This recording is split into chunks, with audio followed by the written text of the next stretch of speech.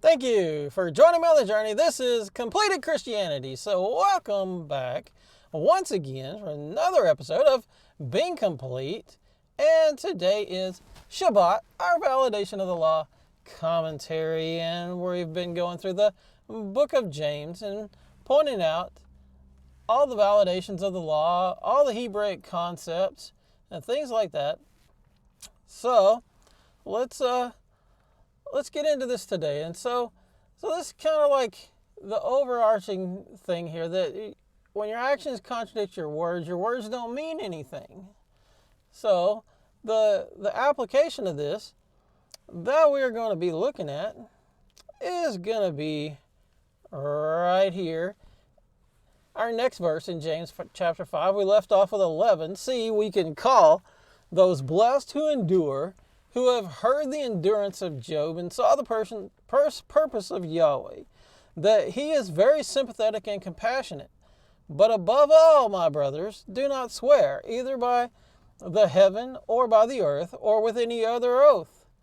But let your yes be yes and your no, no, lest you fall into judgment. So there's more going on here than what meets the eye.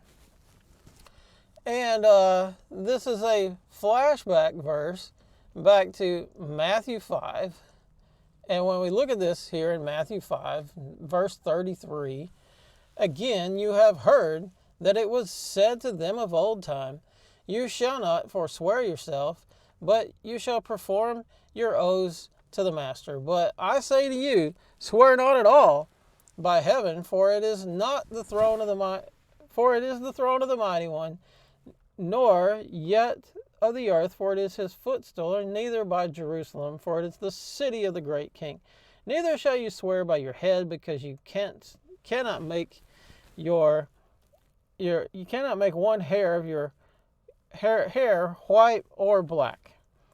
Let your communication be yea, nay, yea, nay, nay.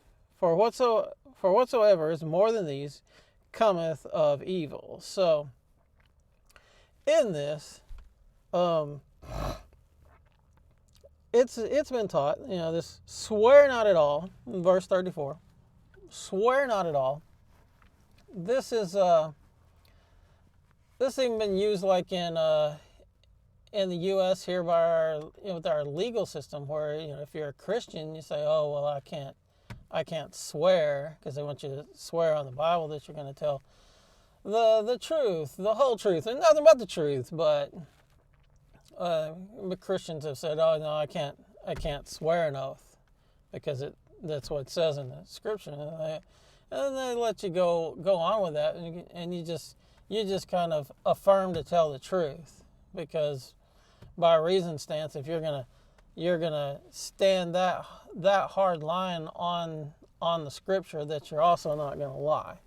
So you just affirm to tell the truth. But in the first century Jewish culture, maybe Jewish culture in general, that's not quite been so, especially in the first century. So it was kind of, and like in this passage in Matthew 5, this is where, again, he goes through over and over, and he says, you've heard it said of them of old, but I say. You heard it said, but I say. You've heard it said, but I say. And this has been taught to show that the Messiah, that he changed the law. But he's not, that's not what's going on at all. All these things that he said, you heard it said, and he gives them like what we see as a commandment, like a 10 commandment, basically. You heard it said that you should not commit adultery, but I say, and so in these people's minds at the time, they had their Jewish religion in their mind. And so when he says, you've heard it said that, you shall not commit adultery, or that you heard it said that you shall not commit adultery. So when they hear that, then they have this Jewish teaching, this Mishnaic stuff in their mind. And so he's saying, yeah, that's what they say, but this is what I say. I'm the Word made flesh. This is what the Word actually says. They say this, but the Word actually says this. That's what he's doing. He's not changing the law at all. He's affirming the law and disaffirming the tradition. And so this phrase here in verse 34 where it says, swear not at all, do not swear at all, do not swear by anything at all, depending on the version that you're using, do not swear by anything at all. Well, we have Hebrew manuscripts of the Gospel of Matthew, which by historical quotes, as we've talked about in other videos, we have historical quotes. It says Matthew wrote his gospel in Hebrew, not Greek. He wrote it in Hebrew. But, we have this thing where scholars want to distance us from the Hebrew. And so they say, oh, it's all written in Greek. But we have historical quotes. It says it's written in Hebrew. And we have manuscripts of it written in Hebrew. And this verse here in the Hebrew manuscripts, it says to not swear falsely by anything at all, which comes from right here in verse 12 of Leviticus 19. Also, you shall not swear by my name falsely. So what they did in the Jewish culture, and what the rabbis were complicit of, is that you could swear by heaven, or you could swear by oath, or you could swear by your own head, and you could swear falsely. You could make a false oath. You could swear false as long as you weren't swearing by the name. And so this was the workaround. So you could say, oh yeah, I swear by heaven, I swear by the earth. And you hear people say, oh, I swear by my mama. So people, even in our culture, they're still doing this. Oh, I swear by my mama. I swear on my mama's life, or something like that. And they may mean it or they may not. And a lot of times, they don't mean it. They just want you to believe them. So they say, oh, I swear by my mama's life, or something like that. So it still gets done. It's probably a thing of human nature. So right here, you shall not swear falsely. You shall not swear by my name falsely.